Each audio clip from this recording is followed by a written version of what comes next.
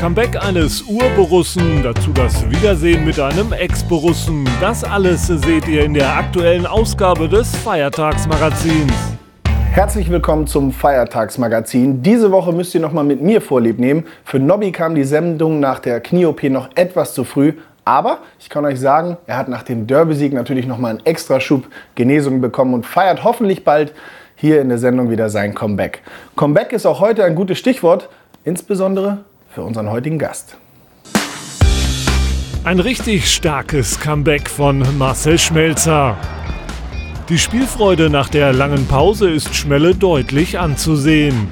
Gegen Monaco knüpft er nahtlos an seine Leistungen vor seiner Zwangspause an. Überhaupt, unsere Nummer 29 hat sich einiges vorgenommen für die aktuelle Saison. 17/18 eher eine Spielzeit zum Vergessen. Vor allem wegen der vielen Verletzungsunterbrechungen. Gleich 3-mal erwischt es ihn. In diesem Sommer endlich wieder eine komplette Vorbereitung für den 30-Jährigen. Mit positiven Folgen. Perfekter Start in Liga und Königsklasse. Doch dann der erneute Rückschlag. Ein Knochenödem strapaziert die Geduld des Linksverteidigers. Jetzt hat das Warten zum Glück ein Ende. Schmelle ist wieder da. Und diesmal hoffentlich auch für länger.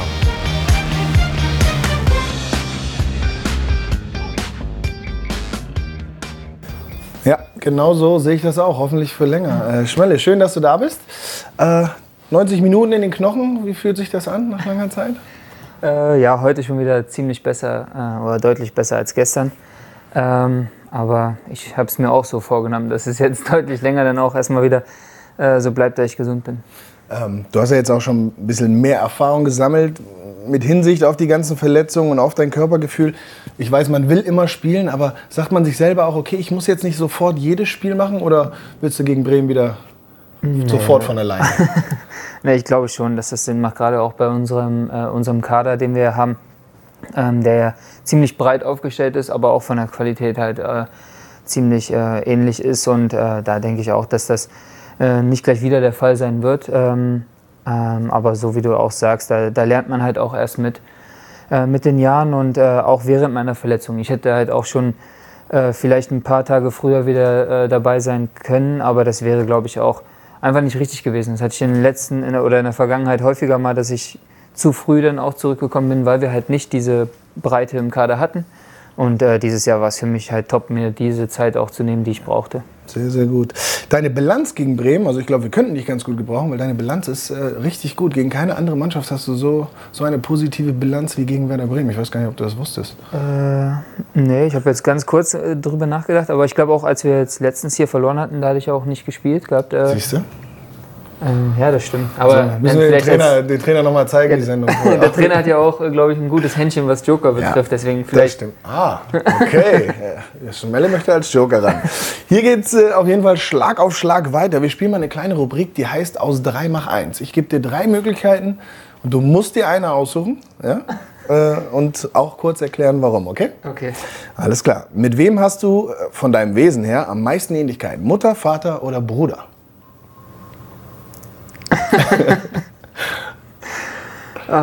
Ich glaube, Jenny wüsste sofort, wen sie sagen würde. Ich würde sagen, glaube ich, mit meiner Mutter. Mit deiner Mutter? Ja. Wo seid ihr euch da so ähnlich? Ja, ich glaube, mein Bruder ist eher so ähnlicher mit meinem Vater und ich bin eher mit meiner Mutter. Ich glaube, das fing einfach schon sehr früh an. Und es haben immer wieder Leute auch gesagt, auch immer wieder aus unserer Familie, dass das eher so die Pärchenbildung ist. Und ja. Wir ziehen ihn jetzt nicht auf, Schmelle, das Muttersöhnchen. Nein, das machen wir nicht. Wer hat bei euch zu Hause die Hosen an? Jenny, Mimi oder Oskar? Zur Erklärung, das sind seine 2 Hunde, Mimi und Oskar. Jetzt sagt nichts Falsches, ja. Sie können zugucken. Ja, aber ich glaube, sie wird auch sagen, dass Oskar eigentlich die Hosen anhat. Ich glaube, okay. Wir alle 3, oder uns allen 3 geht er halt auch sehr häufig auf die Nerven und deswegen er versucht halt immer der kleine Prinz zu sein und ist es halt auch einfach zu Hause und irgendwie irgendwie schafft er es dann auch zu Hause, die Regeln aufzustellen. Sehr gut. Wer ist der lässigste Serienheld? Steve Murphy aus Narcos, Jon Snow aus Game of Thrones, da kommt schon Schmunzeln, oder der Professor aus das Haus des Geldes? Also dadurch, dass ich werde auf keinen Fall B sagen und dafür werde ich zu Hause schon Ärger kriegen. Oh. Ist zu Hause, so Game of Thrones ist heilig, oder wie? Jon Snow ist... Okay. Jenny nennt sich ja nie umsonst, glaube ich, Jon Snow. Okay, ja. Erste war... Was? Steve Murphy aus Narcos ist, glaube ich, einer dieser Polizisten. Ich nehme trotzdem, glaube ich, eher den ich nehme Steve Murphy. Steve Murphy? Ja, doch. Okay. Also du hast ja schon erklärt, warum es nicht Jon Snow ist. Und ich muss sagen, ich kenne den Professor nicht so, weil ich das nur ganz kurz geguckt habe. Auch wenn alle davon reden, ja. Oh, ist aber top. Ist irgendwie an mir vorbeigegangen. Aber danke für deine Antwort. Ich dachte schon, du sagst jetzt, du hast Game of Thrones nicht gesehen. Nein, dann wäre ich jetzt direkt wieder rausgegangen. Ja, nein, entschuldige mal. Ovo Snow bald bei Instagram. Kommen wir zurück zum Sportlichen. In der nächsten Partie geht es gegen Werder. Und im Rahmen des Spiels gibt es vielleicht ein ganz besonderes Duell, ein ganz besonderes Wiedersehen, was auch für dich richtig besonders sein wird. Wir gucken mal ein bisschen. Borussia Dortmund gegen Werder Bremen. Das bedeutet erstmals Schmelzer gegen Şahin. Und wer ist nervöser? Ne? Ja, Anruf, also ihr müsst das an... Hey, willst du mich verarschen? Hä? Du bist erstens... Nee, da bin ich definitiv, also da ist... Ach, herrlich. Einig wie eh und je die beiden. Freut ihr euch denn wenigstens aufs Wiedersehen? Ja! Nein! Wie bitte? Aber andererseits, wer spielt aktuell schon gerne gegen diesen BVB? Es hat sich halt viel verändert.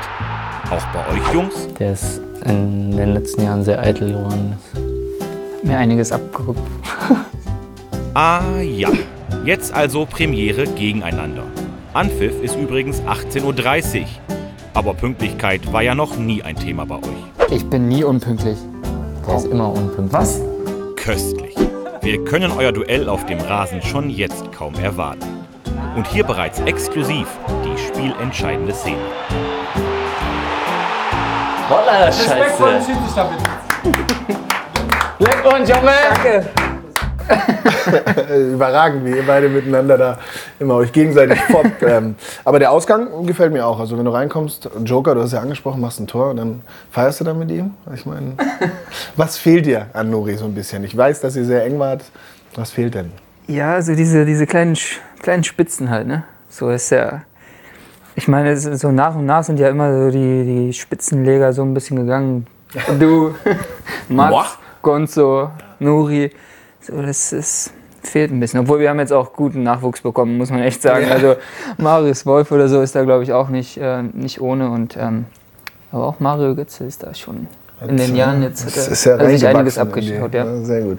Siehst du, Nuri, seht ihr euch noch ab und zu? Ich weiß, dass die Familie wohnt ja noch hier und dass er auch ab und zu kommt. Also seht ihr euch dann noch ab und zu auch? Nein, das nicht. Also wenn, dann sehen wir uns in der virtuellen Welt eher. Hier. Ja, da sieht man sich immer mal wieder auch mit Gonzo.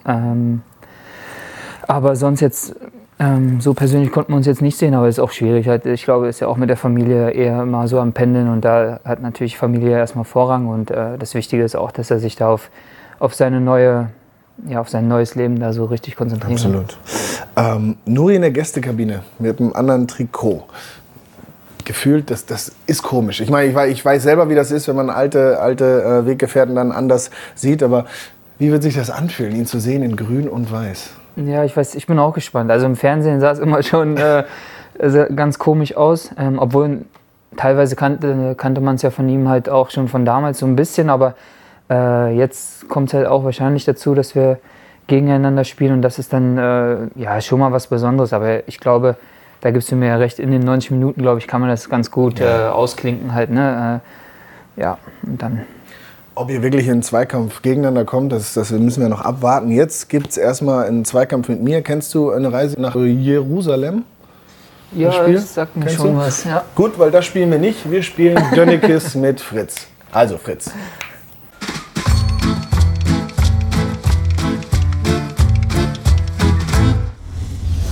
Ja, Werder Bremen und Borussia Dortmund verbindet einiges, auch ein Erfolgstrainer. 1965 gewann Werder die Deutsche Meisterschaft, Trainer Willi Fischken-Multaub. 1966 gewann Borussia Dortmund den Europapokal, Trainer Willi Fischken-Multaub. Der Spitzname resultiert aus einem Fischereibetrieb, den die Eltern in Essen hatten. Okay, ich muss raten. Ich weiß nicht. Weder auf Bremer Seite noch auf Dortmunder Seite. Ja, okay. Bist du bereit? 1, 2, 3. Das ist schon mal gut. Ja, das ist, genau, zieht keiner davon. Erzähl uns was, Fritz. Ja, das stimmt. Die Eltern von Willi Fischken-Multaub hatten einen Fischereibetrieb in Essen. Siehst du, haben wir wieder was gelernt. Wie gesagt, ich wusste noch nicht mal, dass es jetzt nur um dieses Fischrestaurant oder Laden Ich geht. dachte auch, es ging um Willi. Um den Namen Willi. Aber. Fritz, du hast sicherlich noch eine zweite Frage für uns.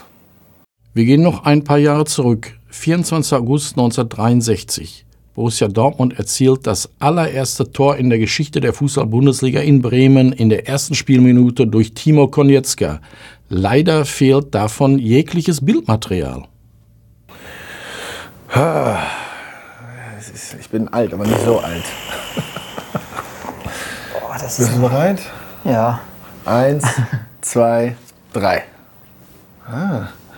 Fritz? Die Geschichte stimmt. Der Schiedsrichter hatte 1 Minute zu früh angepfiffen und der Kameramann, der dort war, war noch nicht auf dem Posten. Die Fotografen hatten sich hinter dem Dortmunder Tor platziert. Sie konnten nur noch den Jubel der Borussen einfangen.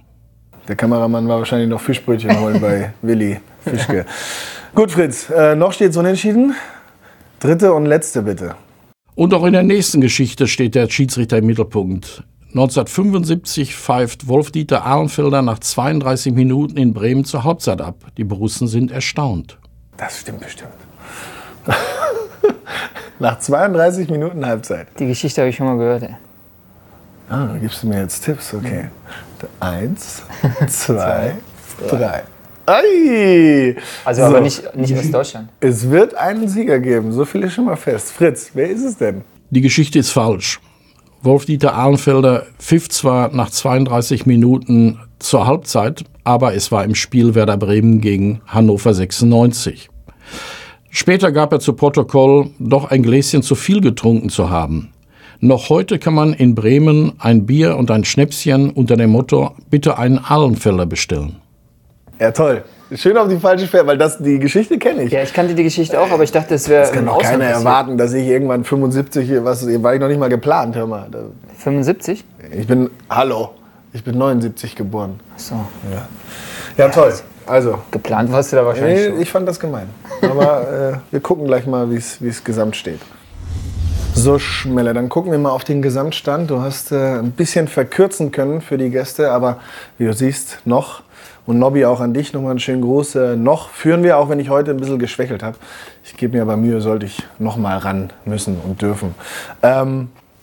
Du hast uns auch was mitgebracht für unsere Aktion Charity? Ja, genau. Ja? Ich habe ja gehört, dass ihr da was Neues geplant habt. Ja. Und das war ja unsere Sonderkollektion, die wir damals für den Tierschutz und rausgebracht haben. Und da habe ich 2 zurückbehalten und 1 geht natürlich dann Sehr gut.